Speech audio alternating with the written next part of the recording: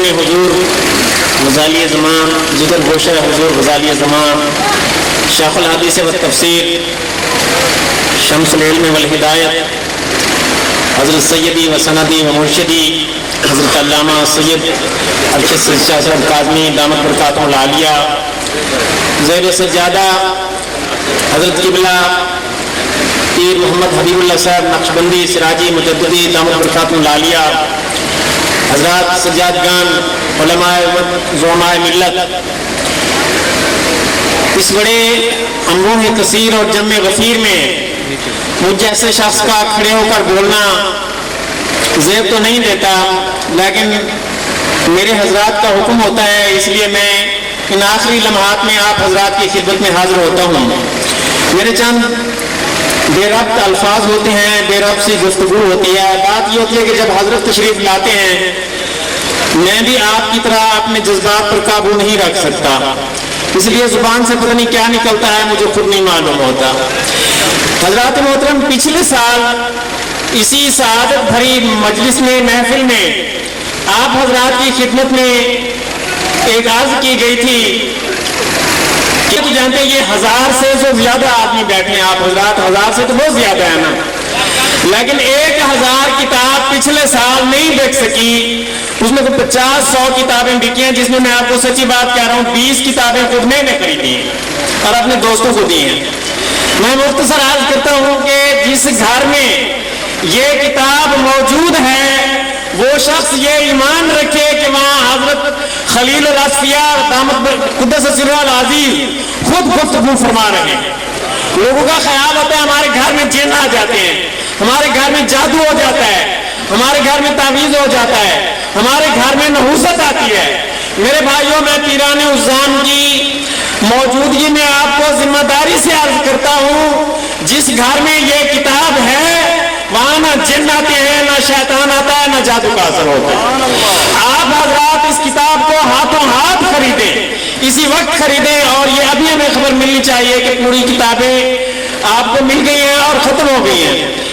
اس دور میں، مہنگائی کے دور میں، اتنی بڑی کتاب 100 روپے میں آپ مفت لیے جا رہے ہیں، اور اس کی قیامت تک کی برکتیں وہ آپ کے پیر کا مفت فیض ہے جو ہر وقت آپ کے گھر میں جاری و ساری رہے گا۔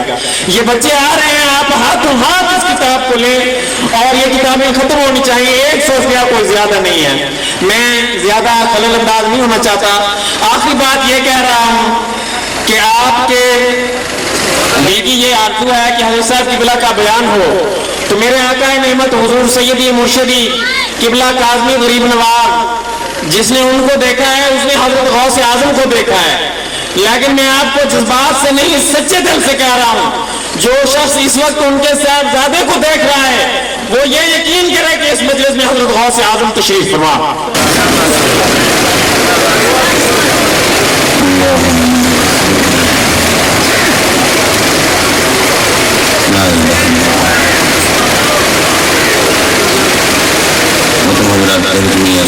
ہمارے محمد منصوری صاحب نے فرمایا ہے، بہت زیادہ مبالغے سے کام لیا ہے، اور ہم ایسی باتوں سے بالکل بری ہیں۔ الحمدللہ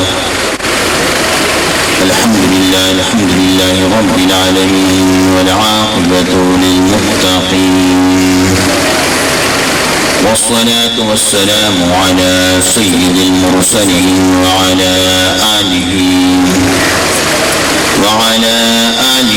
وصحبه وأهل بيته أجمعين.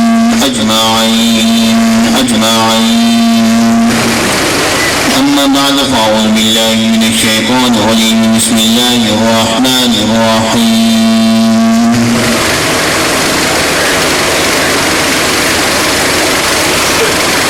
ألا إن أولياء الله لا خوف عليهم ولا هم يحزنون.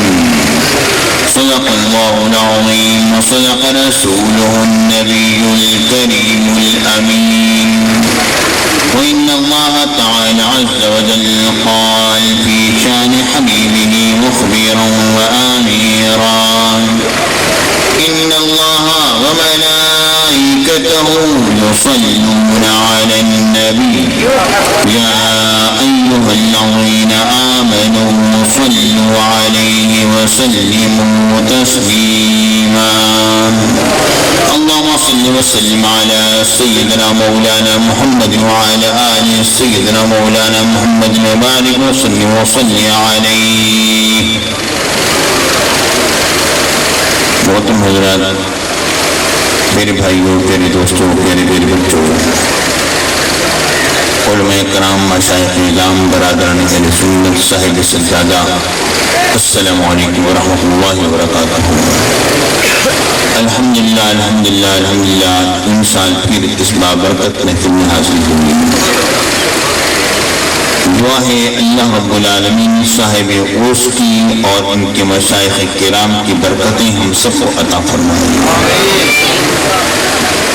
حضرت اللہ خلیل اصفیاء فقیر خلیل احمد علیہ رحمت و رضوان، اللہ تعالیٰ ان کے درجات میں مزید رفعت فرمائے اور ان کے فیضان کو ان کے مریدین کے لیے، ان کے معتقدین کے لیے، ان کے محبین کے لیے بہت زیادہ جاری و ساری فرمائے.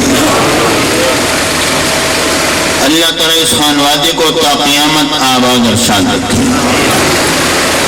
محترم حضرات، اولیاء کرام کے آراز کی محفل میں حاضر ہونا یہ ہم سنوں کا طریقہ ہے. وجہ یہ ہے کہ ہمارا عقیدہ یہ ہے کہ یہ حضرات مرنے کے باوجود بھی نہیں مرتے.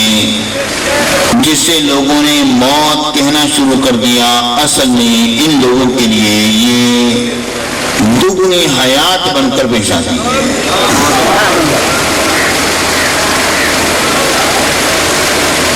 اور آراز پر حاضر ہونا، قبروں پر جانا، مزارات پر جانا، یہ الحمدللہ ہر زمانے میں مسلمانوں کا طریقہ رہا ہے. یہ کوئی نیا طریقہ نہیں، یہ کوئی نئی بات شروع نہیں ہوئی ہے. یہ وہ طریقہ ہے جو کہ ہمیشہ کا طریقہ ہے. غور فرمائیے،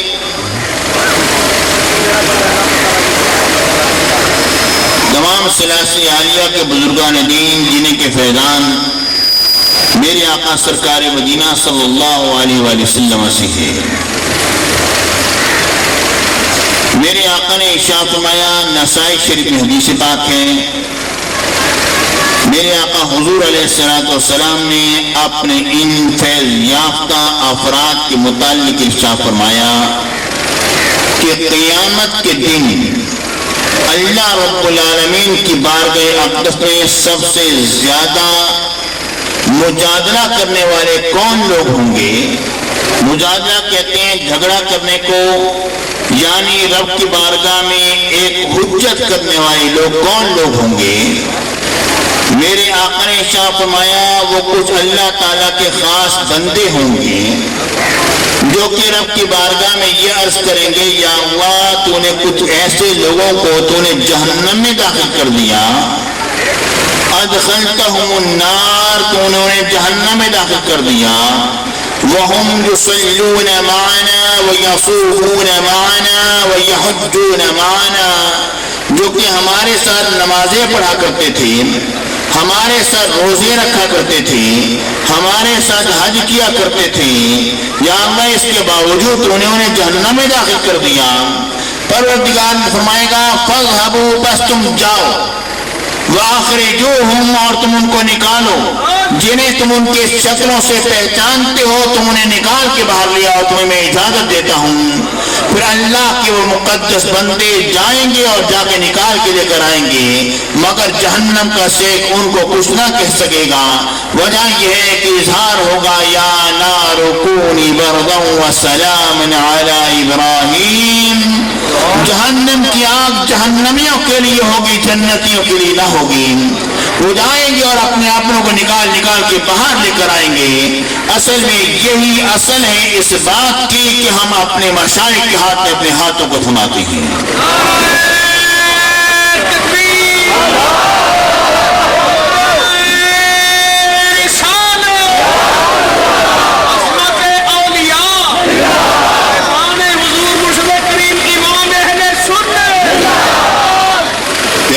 اللہ کے نہ پکارو جو تمہیں نفع اور ضرر نہیں دے سکتے ہیں، ہمارا بھی اس آیت کریمہ پر یقین ہے اور ہم بھی اس پر ایمان لے کر آتے ہیں۔ واقعی میں ہم انہیں نہیں پکارتے جو نفع اور ضرر نہیں دے سکتے ہیں، ہم انہیں پکارتے ہیں جو ہمیں نفع دیتے ہیں اور مخالفین کو ضرر پہنچاتے ہیں۔ ہم ان کو نہیں پکارتے جو کہ نفع اور ضرر نہیں دے سکتے ہیں، ہم یہ جانتے ہیں کہ اگرچہ اپنے مزارات میں ہوں، اپنے قبور میں ہوں، اس کے باوجود بھی رب العالمین نے ان کو یہ اختیار دیا ہوا ہے کہ اللہ تعالیٰ نے انہیں اپنوں کے لیے نافع اور غیروں کے لیے زندار بنایا ہوا ہے، کوئی شبہ نہیں اس میں۔ وجہ یہ ہے کہ جو ان کی مخالفت کرے گا رب کا اس سے اعلان جنگ ہے، من اعادى لي وليا فقد آذنته بالحرب، ان کے لیے یہ ضرر ہیں، اور جو اپنے اپنے ہیں ان کے لیے یہ نافع ہیں، نفع مند ہے، نفع بخش ہیں۔ ذرا دیکھیے اور غور فرمائیے، میرے آقا سرکار مدینہ سرور سینہ صلی اللہ علیہ وسلم کے صحابہ کرام، ان کی شان، اور اس کے بعد تابعین اعظام، ائمہ کرام اور اولیاء کرام، یہ وہ ہیں جو کہ رب العالمین نے جگہ جگہ پر انہیں اپنے حبیب پاک صاحب الاولاد صلی اللہ علیہ وسلم کے فیضان علی شان کے لیے ذریعہ بنایا ہوا ہے کہ جو لوگ مدینہ منورہ میں حاضر نہیں ہو سکتے ہیں، ان کی بارگاہ میں حاضر ہوں، اور ان کا رابطہ ہے، ان کا تعلق ہے مدینہ والے سے، کیونکہ ہر فیضان وہ ملتا تو سرکار مدینہ کے دروازے سے ہے۔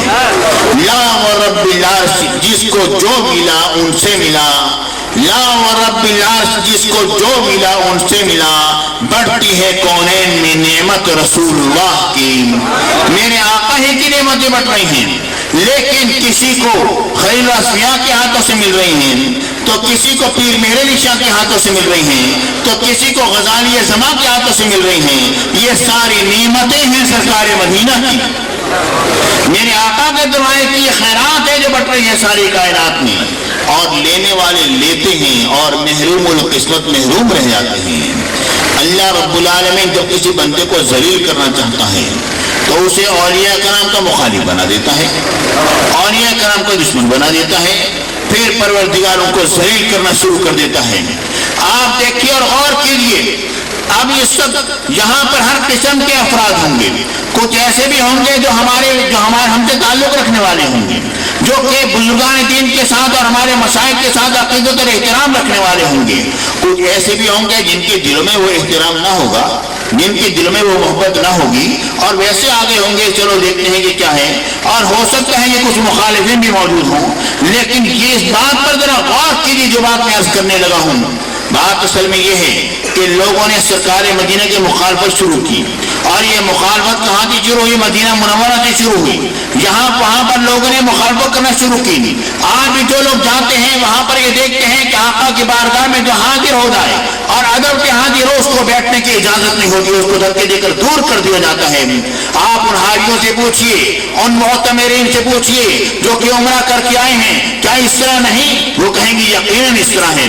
اب ذرا دیکھ کر غور کیجیے، انہوں نے صحابہ کرام کی قبروں کو پامال کیا ہے، انہوں نے ان کے اوپر بلڈوزر چلائے ہیں، پھر ہوا کیا ہے؟ رب العالمین کا اعلان جنگ ہے ایسے لوگوں کے ساتھ، اور اعلان جنگ میں کیا ہوا یہ کہ امریکہ کو ان کا دروازہ بنا کے کھڑا کر دیا گیا ہے، اور وہاں پر کیا کچھ نہیں ہوا ہے۔ یعنی بھائی آپ جانتے ہیں کہ جس قدر ضرر سعودی عرب کو پہنچا ہے، کسی اسلامی ملک کو اتنا ضرر نہیں پہنچا۔ ہر قسم کی پیٹرول بے شمار مفت لیا گیا ہے، بے شمار جرمانے رکھے گئے ہیں، اربوں خربوں ڈالر جو ہے وہ سعودی عرب سے وصول کیے گئے ہیں کہ چونکہ ہمارے ہیں اور اس لیے جناب علی تو ہمیں اتنا دو۔ اب دیکھیے کہ اس طرح نہیں ہوا۔ اب یہ دیکھیے یہاں پر آپ پاکستان کی صورتحال دیکھ لیجیے، جتنے وہ لوگ جو اولیاء کرام کے گستاخ ہیں، جنہوں نے اولیاء کرام کی شان میں گستاخیاں کی ہیں، کیا یہ اس طرح نہیں کہ بم جو پھٹ رہے ہیں وہ انہی کے اوپر جا رہے ہیں؟ کیا وہی لوگ نہیں مر رہے؟ ہم سنی الحمدللہ امن و امان کے اندر ہیں، ہم بزرگان دین کے امان کے اندر ہیں، ہمارے اندر شاذ و نادر کوئی ایسا واقعہ ہو تو ہو، ورنہ ہمارے اندر ایسا واقعہ نہیں ہوتا۔ وہاں آئے دن میرے بھائیوں، بات یہ ہے کہ ہمارے بزرگان دین جتنے بھی بزرگ گئے گزر گئے، بوڑھے ہوتے چلے گئے، مگر ان کا حسن بڑھتا چلا گیا۔ کیا ماجرا ہے، کیا بات ہے کہ یہ لوگ بوڑھے ہوتے ہیں تو ان کا حسن ڈھلتا ہے, ان کے حسن کمی آتی ہے, مگر ان کے حسن اضافہ ہوتا رہتا ہے. لوگ دیکھتے ہیں جو ان کے عقیدت اور احترام میں اضافہ ہوتا رہتا ہے. پہلے اس طرح جان دینے پر تیار نہیں ہوتے, اس کے بعد جو ان کی عمر گزرتی چلی جاتی ہے, محبت میں اور کشش میں ایک اضافہ ہوتا چلا جاتا ہے. لوگ اپنی جانیں ان کے قدموں پر لٹانا شروع کر دیتے ہیں. یہ سب کیا ہے؟ یہ سرکار مدینہ کے حسن و جمال کا پرتو ہے جو ان پر پڑتا ہے. میرے آقا کا حسن و جمال کا پرتو ہے جو کہ ان کو پڑتا ہے. پیارے بھائی, ان کے نین و نقش اگرچہ زیادہ خوبصورت نہ ہوں, ان کی آنکھیں اگرچہ زیادہ حسین و جمیل نہ بھی ہوں, اس کے باوجود بھی یہ بڑے خوبصورت نظر آتے ہیں. وجہ کیا ہے؟ وجہ یہ ہے کہ میرے آقا کے دامن سے لگے ہوئے ہوتے ہیں, میرے آقا کے دروازے پر یہ بیٹھے ہوئے ہوتے ہیں. میرے آقا حضور علیہ الصلوۃ والسلام کا فیضان ان کے بابرکت وجود سے ظاہر ہو رہا ہوتا ہے. اب دیکھیے, غور فرمائیے, میں بات کو بھی کو مختصر کرتا ہوں, ذرا تفصیل میں جانے کا وقت نہیں, وقت بہت ہو چکا, وقت بہت بیت چکا ہے. یہ بات ذہن میں رکھیے, اگر کوئی آپ سے کہے آپ قبروں پر کیوں آتے ہو, آپ اسے کہہ دو اللہ کے رسول نے فرمایا ہے نہیتکم عن زیارت القبور فزوروها. ہاں, شروع میں تمہیں روکا تھا قبروں پر جانے سے, لیکن اب تم جایا کرو اور زیارت کیا کرو. وجہ یہ ہے کہ جب وہ طریقے ختم ہو گئے جو کہ جاہلوں کے طریقے تھے, اب جب تم نے اب وہ طریقے اب باقی نہ رہے, اب تم جایا کرو, تمہیں اجازت ہے, تم ضرور جایا کرو. پیارے بھائی, ہم یہ بات جانتے ہیں کہ ہماری قبروں پر آنے والے لوگ ادب اور احترام سے آتے ہیں. قبر کو اگر چوم بھی لیا, یہ کوئی ایسا شرک نہیں ہے, کوئی بڑا جرم نہیں, کوئی جرم نہیں ہے, کوئی غلط بات نہیں ہے. حضرت پیارے بھائیو, حدیث بات آتی ہے, امام احمد بن حنبل نے اپنے مصنف کے اندر اس حدیث بات کو درج فرمایا ہے. مسند امام احمد بن حنبل کے اندر فرماتے ہیں, حدیث بات میں آتا ہے, ایک مرتبہ مروان بن حکم میرے آقا کی قبر انوشی کے پاس سے گزرتا ہے. وہ دیکھتا ہے ایک شخص ہے جو کہ قبر سے لپٹا ہوا ہے, میرے آقا کی قبر انور پر جھکا ہوا ہے. وہ کہتا ہے کیا پتھروں سے لپٹے ہوئے ہو, کیا پتھروں پر جھکے ہوئے ہو, پرے ہٹ کے بیٹھو. وہ جب اتنی دیر میں وہ شخص ہیں وہ اپنے سر اقدس کو بلند فرماتے ہیں. وہ تو صحابی رسول سیدنا ابو ایوب الانصاری رضی اللہ تعالیٰ ہوتے ہیں. دیکھنے کے بعد فرماتے ہیں مروان, تجھے دیکھ کر مجھے سرکار مدینہ کا وہ فرمان یاد آتا ہے جب میرے آقا نے فرمایا تھا اے میرے غلاموں, اے میرے صحابیوں, اس وقت پر نہ رونا جبکہ تمہارے حکمران علماء ہوں, تب رونا جبکہ تمہارے حکمران جہلا ہوں. اور چاہے تجھے یہی نہیں پتا کہ میں پتھروں سے نہیں بلکہ قبر مصطفیٰ سے لپٹا ہوا ہوں.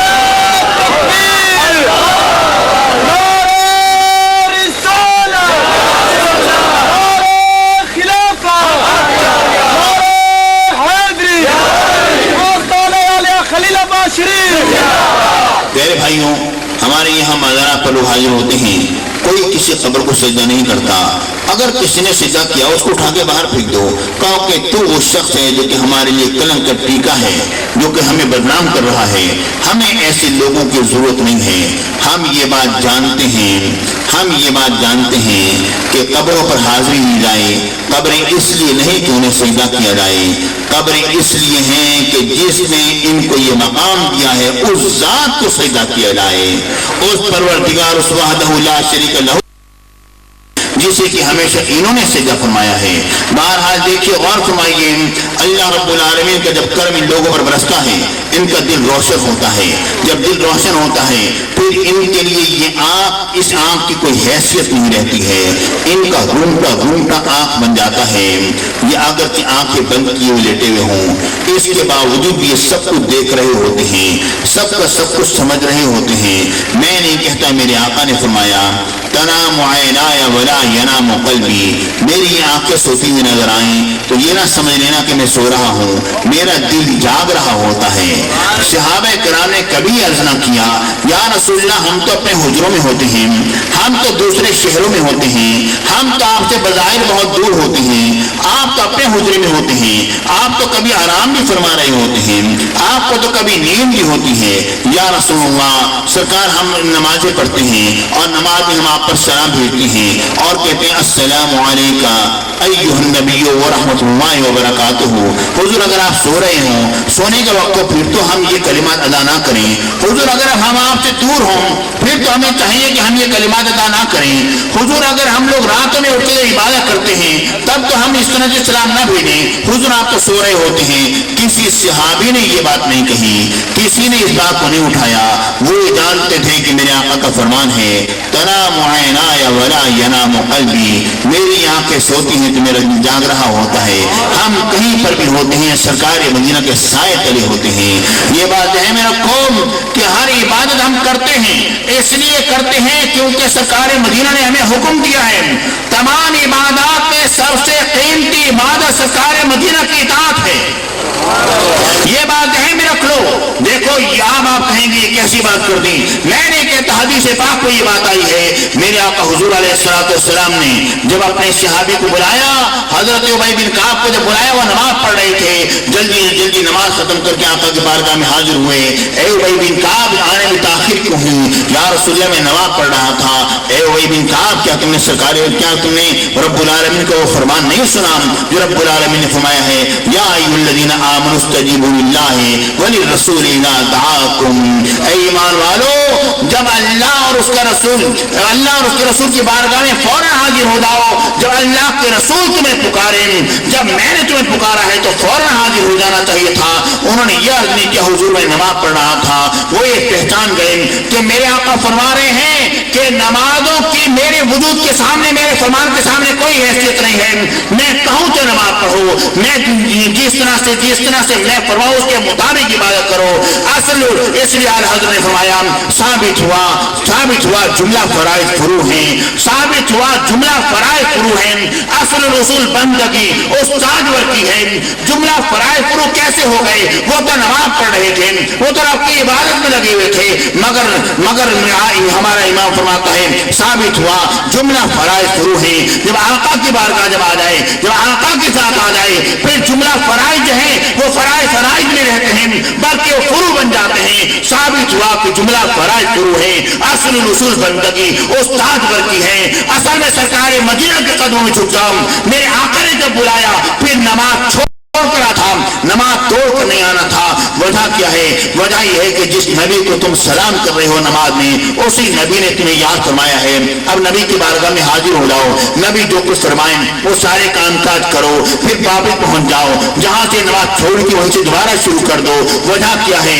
अगर उस फर्ज के अंदर पहले तुम मशगूल थे, अब इस दूसरे फर्ज के अंदर तुम लोग मशगूल हो गए थे, जो कि इस फर्जों का फर्ज है।